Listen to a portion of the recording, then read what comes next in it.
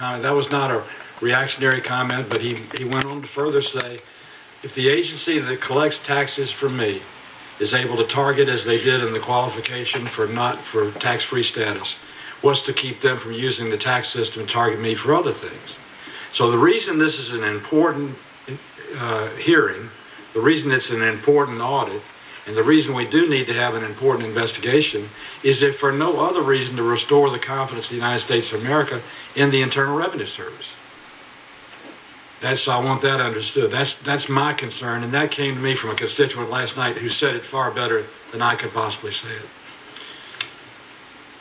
And Mr. George, I want to make sure you said that I understand what you said correctly. I believe that Ms. Lerner was in charge of the approval of this department during 2011. Is that correct? That's yes, sir.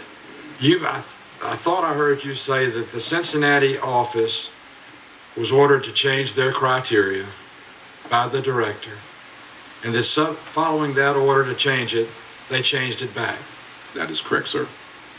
Do you know who changed it back? Do you know who initiated the change back? Is there anybody or person or trail, or did it just all of a sudden appear to be a criteria that was changed back to? We have not found any evidence as to the identification of the person who ordered the reversion of the policy. That's my point, and I'm following up on Senator Burr's question and your statement. You did an audit. You did not do an investigation. That's correct, sir. And audits are developed to find if there's a possibility of wrongdoing or if there isn't. Is that not correct? Among other things, it also looks at the systemic problems that may exist within a program. To date, there has been no internal investigation at IRS. Is that correct? That I'm not aware of, sir. I defer to Mr. Miller.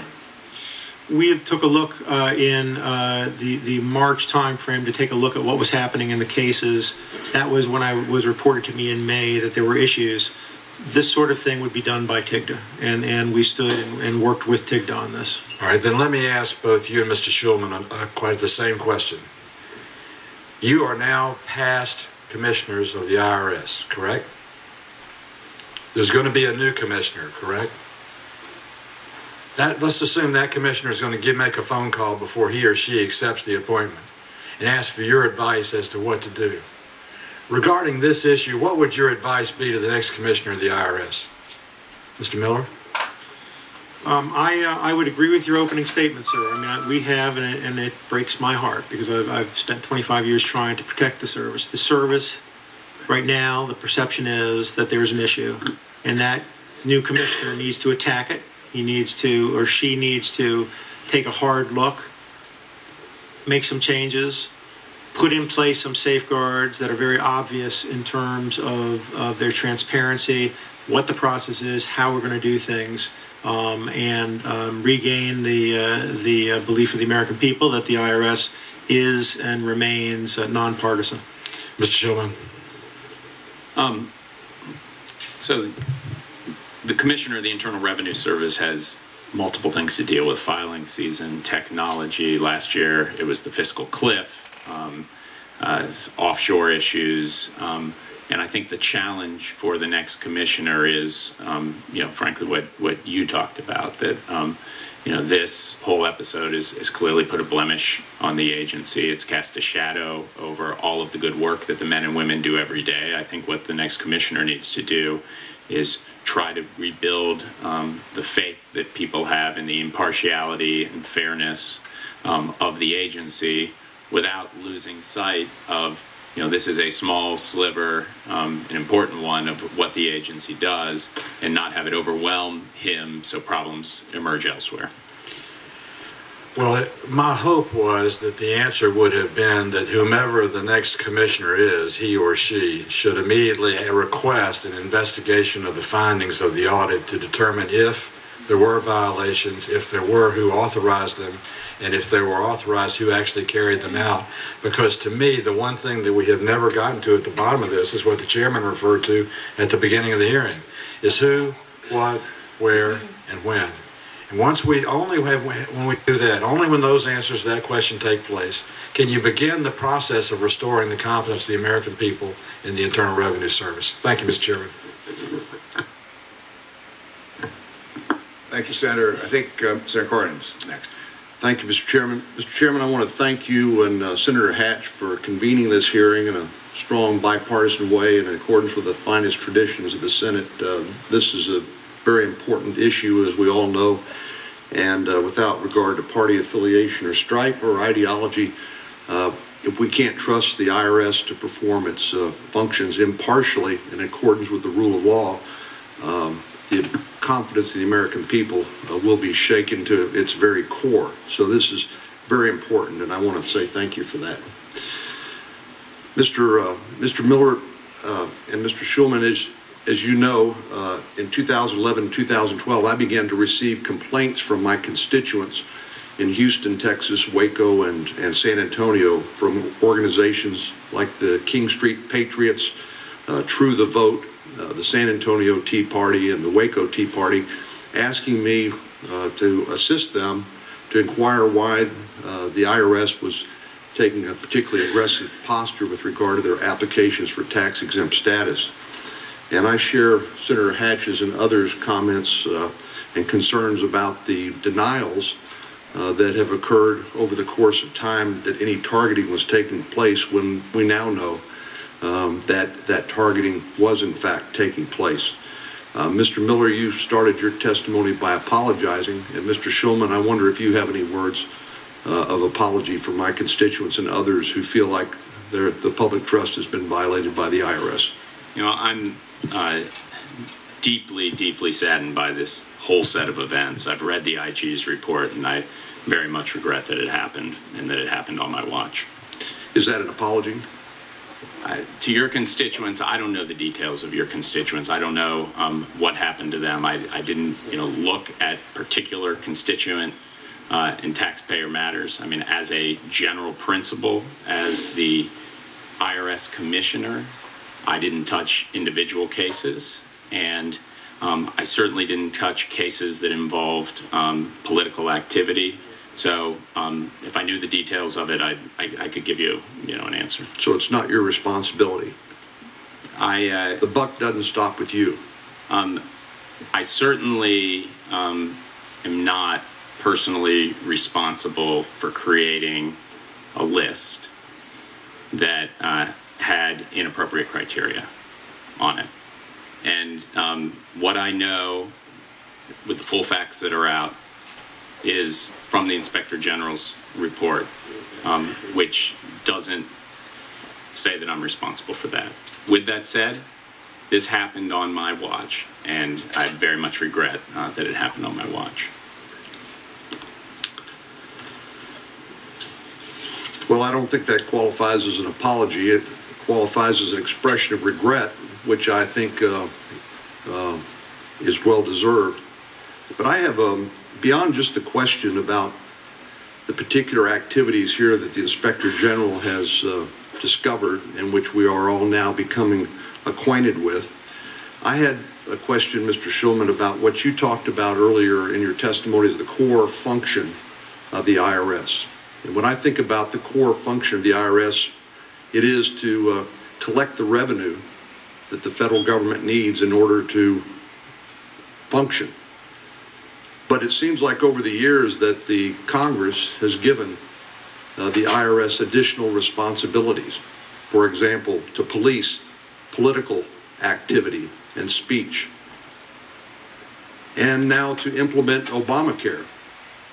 I believe you mentioned there are some 90,000 employees in the IRS. Would you share my concerns that the IRS has deviated from its core function and should be reformed to focus on that core function and perhaps not be given these other additional responsibilities until it can get its house in order? I guess what I would say is the IRS is tasked with the responsibility of administering the nation's tax laws. And over the years, the nation's tax laws have been used for more and more things. And so I think I defer to Congress to decide what it wants to use the tax code for, and whether it wants the IRS to do all of the functions in the tax code. But as long as the IRS is given that responsibility, I think the obligation of the agency is to do it to the best of its ability. Mr. Chairman, I know my time is almost over, but I would just say I agree with your comments that you started out with in saying that if we need a clarion call to Congress, that we've asked the IRS to do much more than its core function, and now to get involved in things like policing political activity and speech, and now implementing Obamacare, that it's not all that surprising that these kind of problems have arisen, in addition to the, given the discretion that mid and low-level individuals have and the lack of proper management practices. So I think this is a great opportunity not only for us to get to the bottom of what happened here, but also to address tax reform in a way that returns the IRS to their core function and gets them out of policing political speech and other activities. Thank you. Thanks, Senator. I think you're next, Senator Thune. That's my understanding. Oh, you gave, I'm sorry, I was out when you spoke. Portman, Senator Portman, you're next. Thank you, Mr. Chairman. And let me just say, I also had a town hall meeting last night. My colleague from Georgia talked about it. We had about 25,000 people on at any one time. And the questions were coming in from Republicans, from Democrats, from independents, all saying the same thing, which was outrage. And the outrage being expressed was that at the very least, the IRS ought to have an even-handed and a fair administration of our tax laws, given the power of the agency. Mr. Miller, in response to concerns expressed by grassroots organizations around Ohio, as you know, Senator Hatch and I, joined by 8 of our colleagues, sent a letter to the IRS on March 14th, 2012. You responded to that letter. And I just want to tell you why I joined Senator Hatch on this letter. The Portage County Tea Party of Ohio was asked to print out every posting it had ever made on its Facebook page and to turn over the names of every person who had ever spoken at a meeting. I thought that was really odd. The Ohio Liberty Township Tea Party was hit with 94 exhaustive follow-up questions and demands for information in March of 2011 in response to their January application. Demands included resumes of all past and present employees, all social media posts. One question actually asked specifically about any connection with an individual who doesn't live in that county, actually lives in my home county, and was involved in another Tea Party.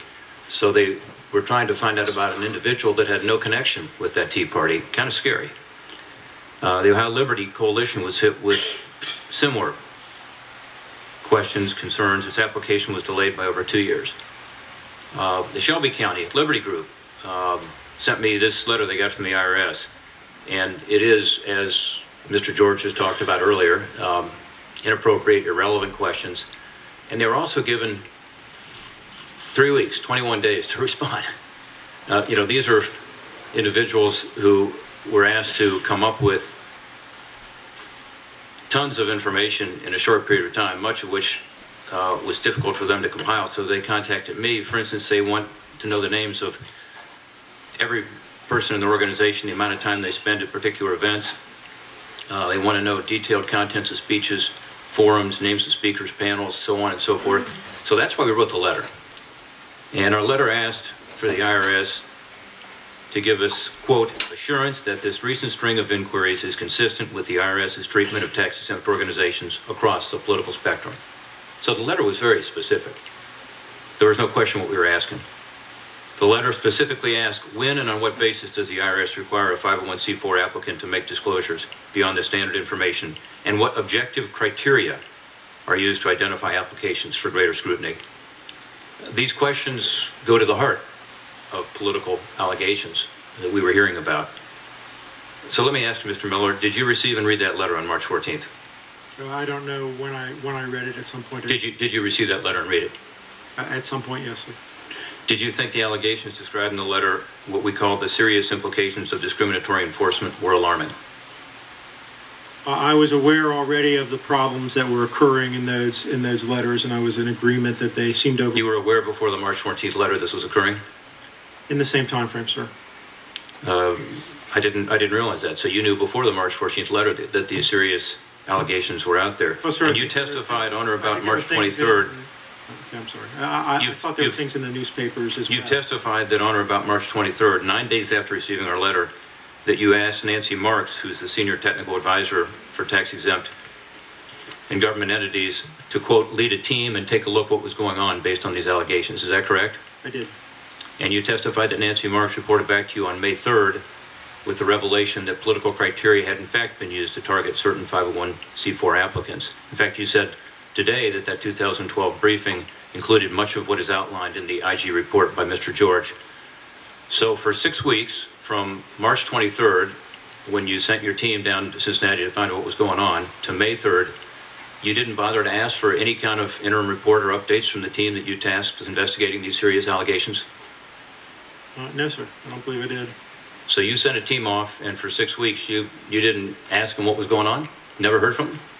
I don't recollect that I did that one way or another, sir. I mean, the implication is that this was a pretty short time frame, sir. 6 weeks.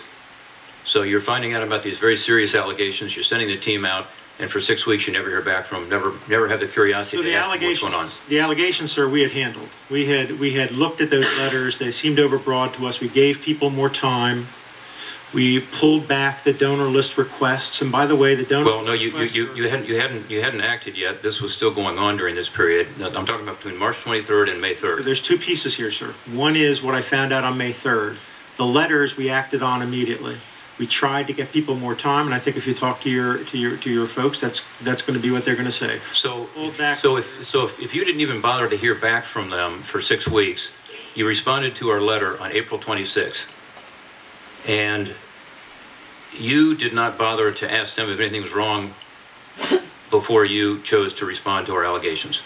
In other words, on March 26th, with assurances that nothing was wrong to us, you did not even wait to hear back from this team that was investigating these allegations. You chose to respond without the information.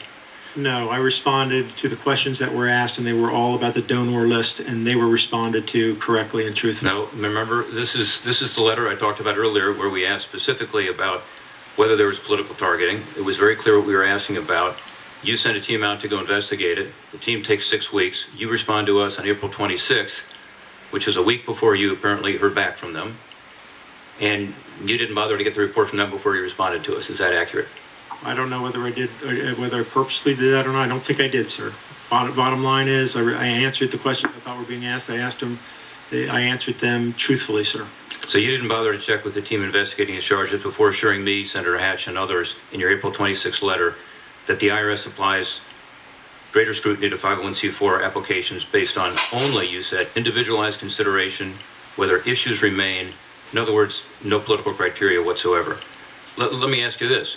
Senator, We've learned today that the IG report says that the Office of Chief Counsel is aware of political targeting as early as August 2011. Did you consult the Chief Counsel in the course of responding to Mr. Hatch's and my letter? 5-second March answer. 14th letter. I don't know that. Okay, thank you. Thank you, Senator. Thank you, Chairman. Next on the list is Senator Toomey. I might say that there's a vote going on, and Senator Hatch is going over to vote to come right back. Well, I plan to have another round of questions afterwards. Thank you, Mr. Chairman. First, a quick point. A number of my colleagues have seemed to be upset about the fact that some Americans choose to exercise their First Amendment rights anonymously. I would remind us all that perhaps one of the most important and influential works of political advocacy ever done in the history of the Republic were the Federalist Papers, which were written anonymously under pseudonyms. I'd also point out that whatever one thinks of how the Treasury rule implementing the C4 standards has been developed over the decades, how it's written, has absolutely nothing to do with the IRS decision to use ideology as a basis for imposing unnecessary, inappropriate, and extra screening on people seeking 501c4 status and other matters. Let me ask Mr. Miller, I just want to be very clear and follow up on the line of questioning from Senator Isaacson. So we're sitting here in May of 2013. At this point, do you know who it is that initiated the policy of establishing these ideological criteria for creating this additional level of screening for applicants for C4 status? I think, I mean, it happened twice. The second time it happened, I don't believe there's clarity on that. The first time, I think there's more clarity on that. So who was it? What is the name of the person who did that? I can give you the name. I'll be glad to respond to that, but I don't know off the top of my I think that's important that we understand who did that we know exactly who did. Who ordered that it be stopped, which I believe occurred in July of 2011? According to the IG report, Lois Lerner.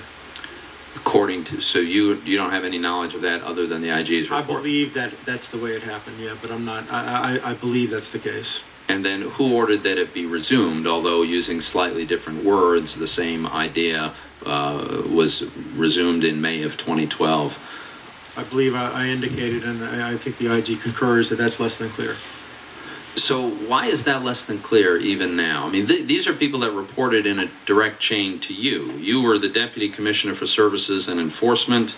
Reporting to you, if I understand correctly, was Sarah Hall Ingram, the Acting Commissioner for Tax Exempt and Government Entities Division, the Director of Exempt Organizations. Lois Lerner reported to her. Isn't there somebody in this chain of command? Well, let me put it this way. Who in this chain of command ought to know who was initiating this inappropriate activity and reinitiating it? So somebody should have known. There's no question about that. And now there are processes in place that have put in that have made it clear exactly who has the ability to either start this listing or modify the listing. At the time, those controls were not in place. So, but you said somebody should have known, but there is a chain of command. There is an organizational structure here. There are people who are responsible. I mean, should it have been Lois Lerner? Should it have been Sarah Hall Ingram? Should it have been yourself? Who ought to be responsible for making sure that this important function is being carried out properly? So I think that under the current management chain, it's been determined that the Director of Ruling is in agreements, which is even below Lois, has control of that listing. Can I clarify one thing, sir? I think, Sarah Ingram has been used several times here already. She has been thrown into this, and I don't know that that's a fair thing. We should check the timeline. I don't believe she was working in TEGE during the time that is being discussed here. Okay, well, I haven't accused her of anything, although I was under the impression that she was the acting commissioner in this regard during this time period. I would just say that if we believe that we still, sitting here today, don't even know who was responsible for the decision to resume a completely inappropriate activity that had been ceased, I don't know how we could come to the conclusion that this is not politically motivated. We don't even know who made the decision. How do we know what motivated that decision? And on the face of it, it certainly appears that it's completely politically motivated.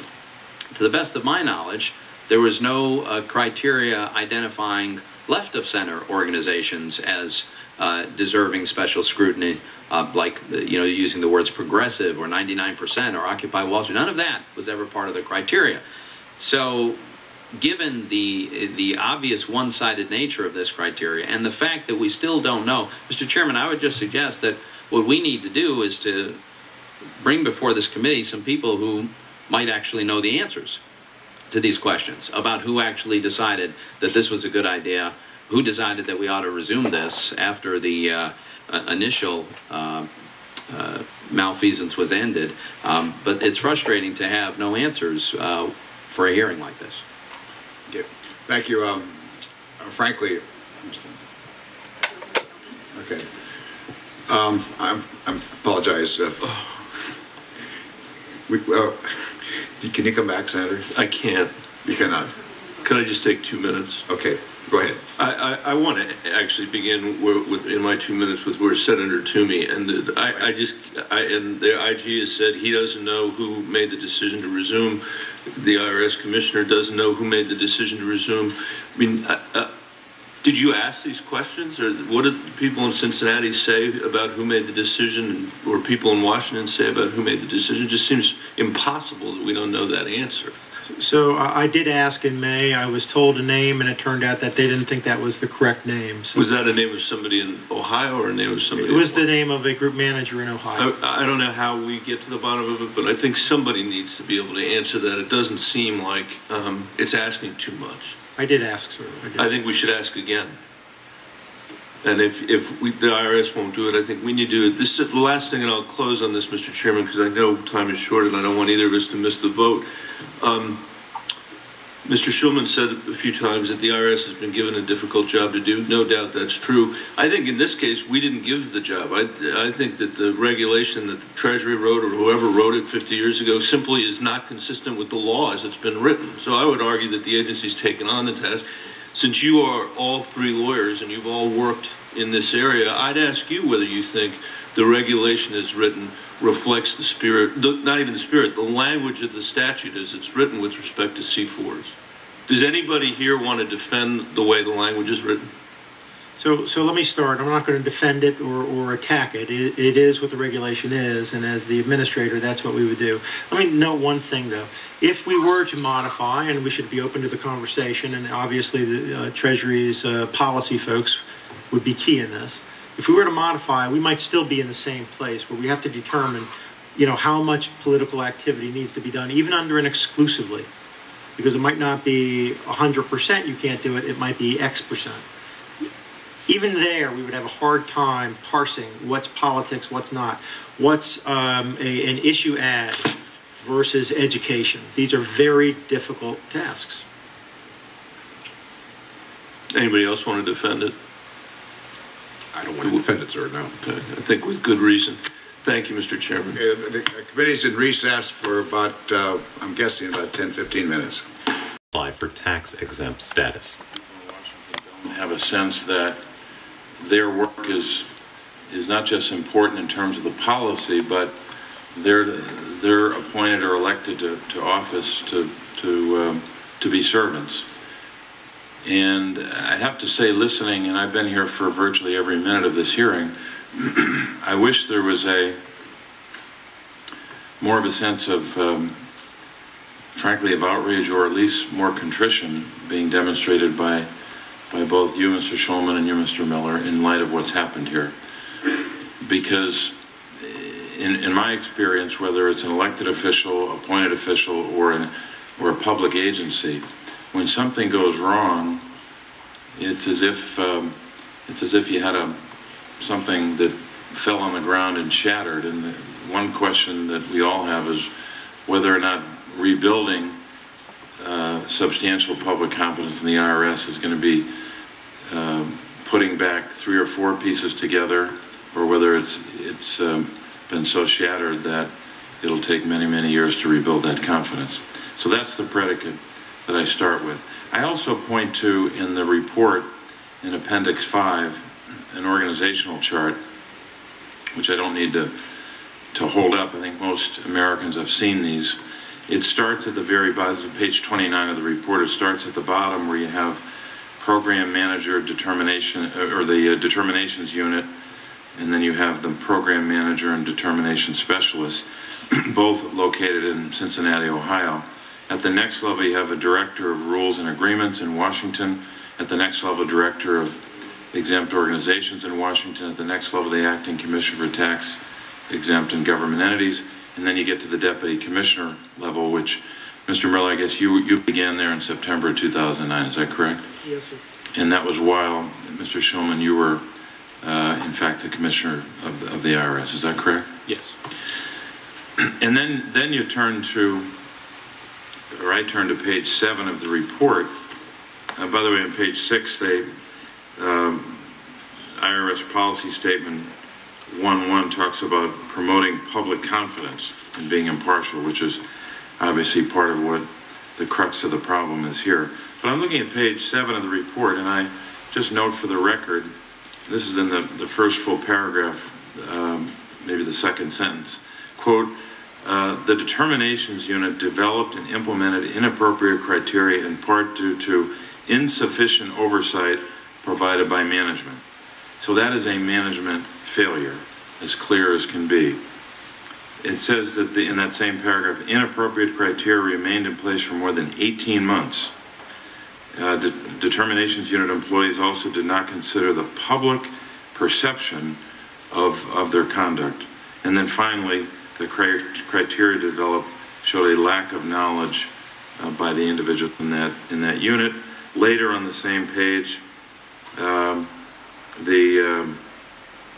it says that it talks more about the management failures. So when you consider that evidence of a management failure, and you look at the organizational chart, which goes right up to both of you in your positions at the time, I have to ask you a couple of questions. It's pretty clear from the report and the record that you can almost look at this problem as what happened prior to January of 2012 and what happened after. Or you can move the line back and say, well, why don't you look at July of 2011? But we know that in August of 2011 is where the problem started. These criteria were issued and used from that point forward. July of 2011, 11 months later, the criteria changed. And I guess at that point, management would have thought that the ship was on the right course. Then we find out in January of 2012 the criteria changed back. I guess the basic question I have for both of you is it your testimony that you took no actions to rectify what happened after January of 2011 or 2012 because you didn't know about it? Is that your testimony, Mr. Miller? When I knew in May of 2012, I took action. That was the first I knew. Mr. Schulman? Yeah. The first time I remember knowing about this is in a conversation with Mr. Miller, and at or about that same time, he told me that he was taking action.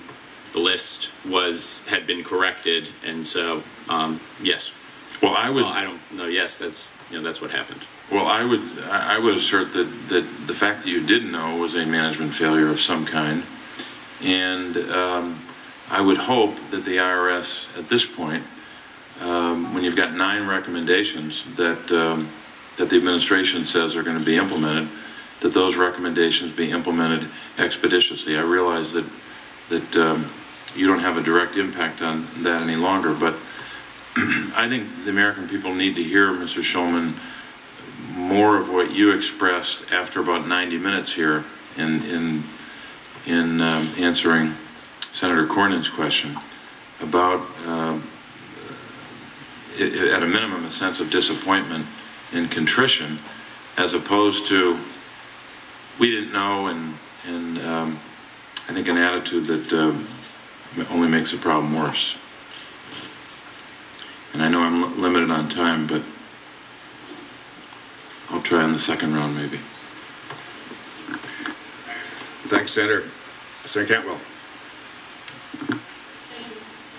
Thank you, Mr. Chairman. And I want to make it clear at the outset, I really do believe that we need clarity in our tax exempt status on 501c4 organizations, and we need that clarity, Mr. Chairman, as soon as possible. I think that is a major issue. But I have a larger issue, which is just understanding at the IRS, Mr. Miller, what exactly exists today as a prohibition against investigating people, investigating organizations, targeting organizations based on political or religious or any other social issues. So we would have 2 different areas. One is the determinations letter area where we had issues this time. We've elevated to an executive level the either creation of a list or the modification of a list.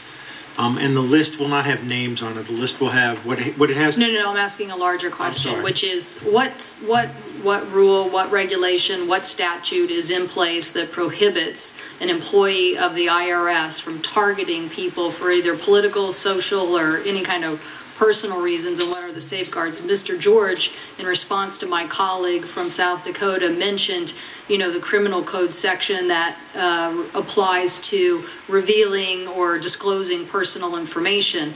But I'm asking, where is there a bright line at the IRS? Because what I think happened here is that somebody saw gray, and they saw a gray area, and instead of addressing the gray area, because it's clear Director Lois Lerner had an attempt to go back and give guidance when they were not there, and then didn't take action, and then more problems ensued. So my question is, I do not think that gray areas whether it's in our national security and this media shield issue, or in this issue with the IRS, can be seen as a green light. Gray doesn't mean there's a green light to go ahead and use these powers of information to go on fishing expeditions. And so what I want to know is, does the IRS, either by law, by internal process, have something on the books right now that says you cannot target people for political or religious or other social issues within the IRS? So I have to, forgive me, Senator, I have to go back and check on whether there's something specific on that. There are general rules of conduct that would indicate that you should not do anything that even gives the appearance of that type of activity, but I'm unsure, and we'd have to come back and let you know whether there's something specific statutory or regulatory in that area. Mr. George, do you have any idea? The Restructuring and Reform Act delineates a number, they call it the deadly sins, the 10 deadly sins. And one of them is the revealing of tax information willfully to harm a taxpayer. And so it is my understanding that that is one that, while administrative in nature, that does not have any criminal penalties associated with it, it could result in the removal from the position of the IRS employee. But that's revealing that information to some outside organization? It's the misuse of that information, actually, and how that's... In this case, could this be seen as misuse of information? In theory, it could be interpreted that way, Senator. Well, I think it's clear that we need a very clear statute here. If not in intent that things happen, certainly the perception that this could have been the intent. And I agree with my colleagues that we have to have a very clear system here, that the American people know that this kind of targeting for political purposes does not happen and won't be tolerated, and that people would lose their jobs over that. Mr. Miller, the fact that you don't know crisply that in the context of whether this existed, it says to me that the bright line wasn't bright enough. The minute there was a gray area, the counterbalance should have been someone saying, this could be perceived as targeting an organization for political purposes. It's wrong. This is a violation of our organization. And they should go back and should have created a very, very different process. I worry in an information age with too much information in large organizations, people have got to get this point. And so, Mr. Chairman, thank you. But I also do believe that the 501c4 status issue needs to be resolved as quickly as possible as well. Thank you. Thank you, Senator. Senator Carper. Thank you, and gentlemen, thank you for joining us to today. Listening to this testimony today, Mr. Chairman, I'm reminded of something I learned a long time ago as a Navy ROTC midshipman when they taught us leadership training. They told us about the responsibilities and expectations of commanding officers, whether it's a ship or an aircraft carrier, but a ship or a submarine or an aircraft carrier or our squadron.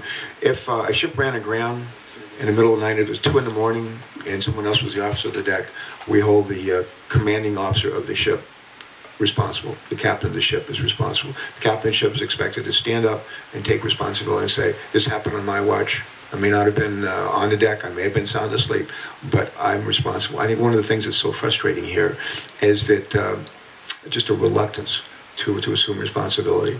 Mr. Schulman, my understanding is you were not nominated to serve in this role by President Obama, but you were nominated by former President Bush. Is that correct? Correct. And when were you nominated?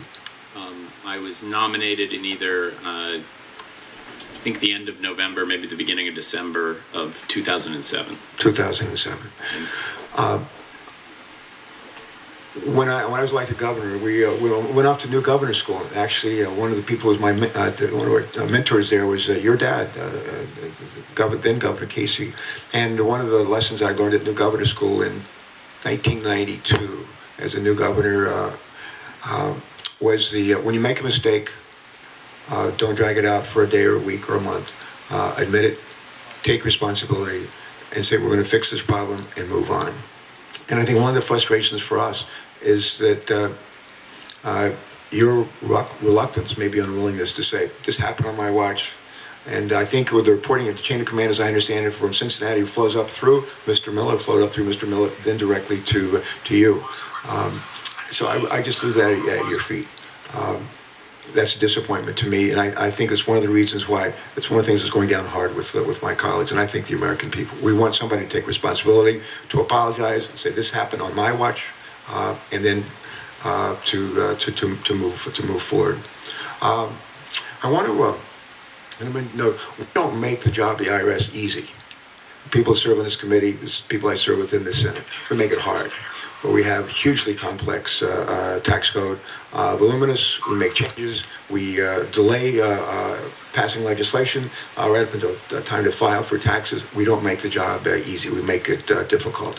One of the areas where I think we actually made it pretty straightforward is with respect to 501c4s and these tax-exempt organizations where, as I understand it, in the actual code, we say that the code says that these 501c4 nonprofit organizations, their activity must be, I think, exclusively for social welfare. That's exclusively as a quote out of the code, and I think for social welfare as a quote out of the code. And doesn't say anything about giving tax-exempt status for any political activity. It says exclusively for social welfare.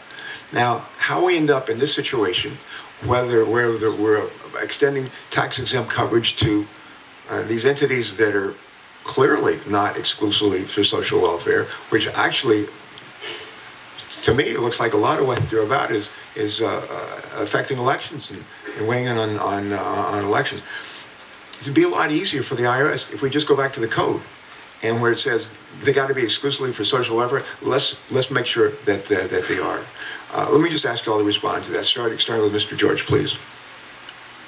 Senator, I believe you were here, or may not have been here. I've been now. We have another hearing going on the tax code. Folks from Apple are before the permanent subcommittee on investigation. So there's actually some overlap there. Yeah, this is tax day. Yeah, it really is. Well, the Secretary has delegated tax policy questions to the Assistant Secretary for Tax Policy. And as this is a tax policy question, sir, I'm going to have to defer. Yeah, Mr. Miller, would you respond, please?